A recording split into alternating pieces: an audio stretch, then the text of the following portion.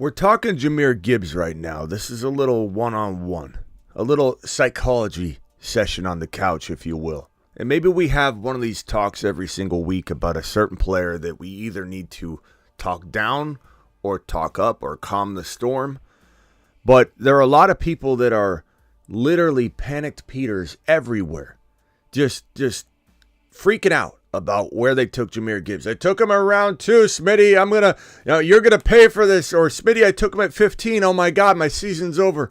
And number one, I told you not to take him in the second round as much as I could. I literally said, use ADP to your advantage and stop being a impatient Ian.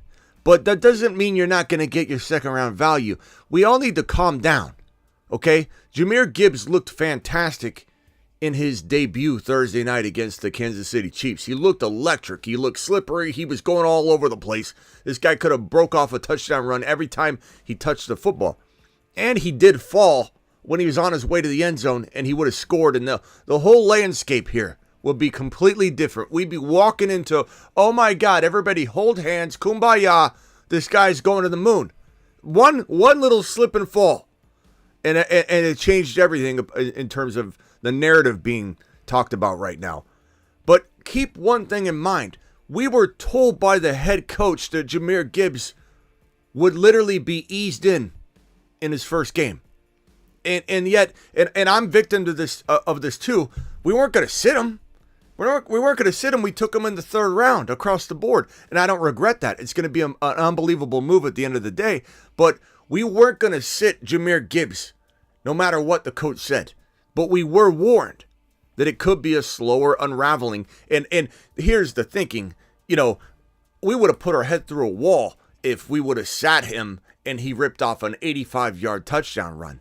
Or if he had not fallen in that game and scored, everybody that benched him would have been like, oh my God, what was I thinking? No one was going to bench him. The coach could have said he's going to get 25% of the carries.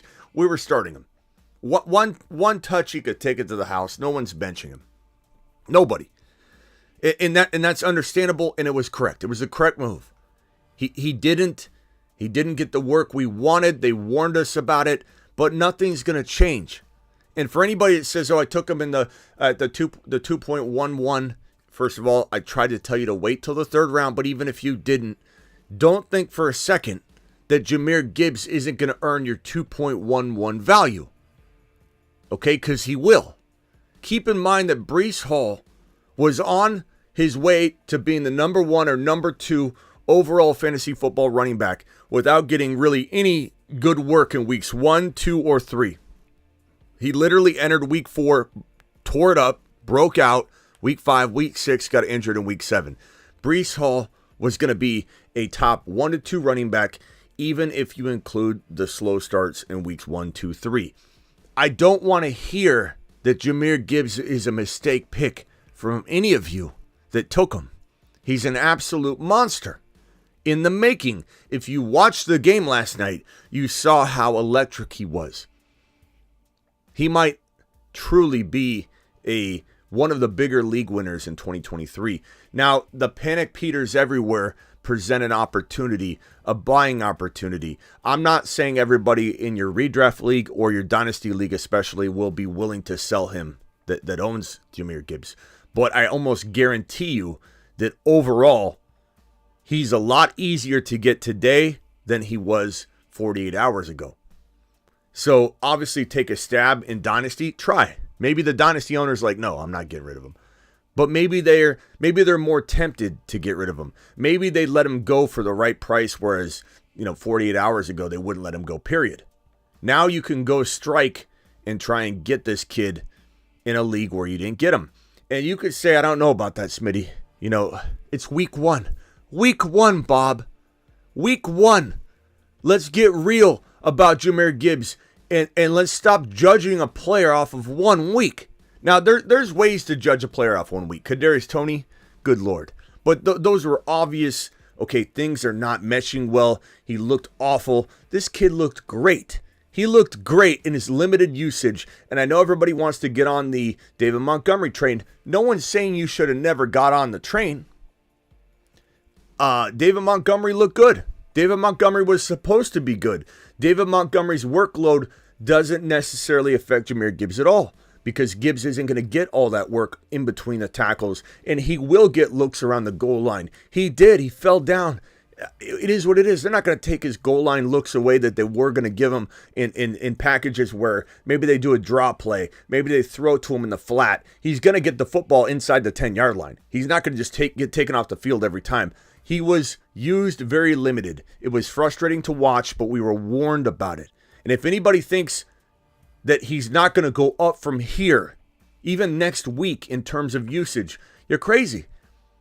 You're crazy. And Monty did good. Monty's going to have, like I've said all offseason long, this isn't new for me to say Monty's going to get 1,200 yards and maybe 8 to 9 touchdowns. I've said that all offseason long, but it doesn't affect him. Jahmyr Gibbs, go get him. Go buy him low. Go get him in leagues where you don't have him. And for goodness sakes, if you've got the man, stay calm. Stay calm. Live from the FantasyFootballShow.com studios. It's the Fantasy Football Show. Live! Monday through Friday, 8 p.m. Eastern. Smitty is also live whenever news breaks. I'm live whenever news breaks. This is the end of this little show. I just wanted to come on here and do a little, let's talk. And I think we're going to do this maybe once a week. Let's talk, have a conversation about a player that needs to have a conversation, around.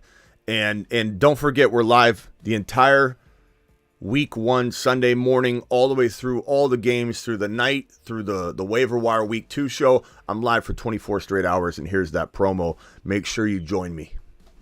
Boy, do I have exciting news for you. Opening weekend Sunday. Week 1, opening day, Sunday morning. I'm going live on a Keep Smitty Live for 24-hour live stream. That's right. I'll be watching the games. I'll be reacting as you sit in my live stream, hanging out with me, asking me questions all Sunday long, even up into the week 2 waiver wire show, which I always air Sunday late night after the Sunday evening game, maybe hour 14 into the live stream. We'll be doing the waiver wire week 2 show right in the middle, smack in the middle of the 24-hour live stream on Sunday opening weekend. Giveaways, you name it. Join me all Sunday long here on youtube.com/the Fantasy Football Show. Let's go.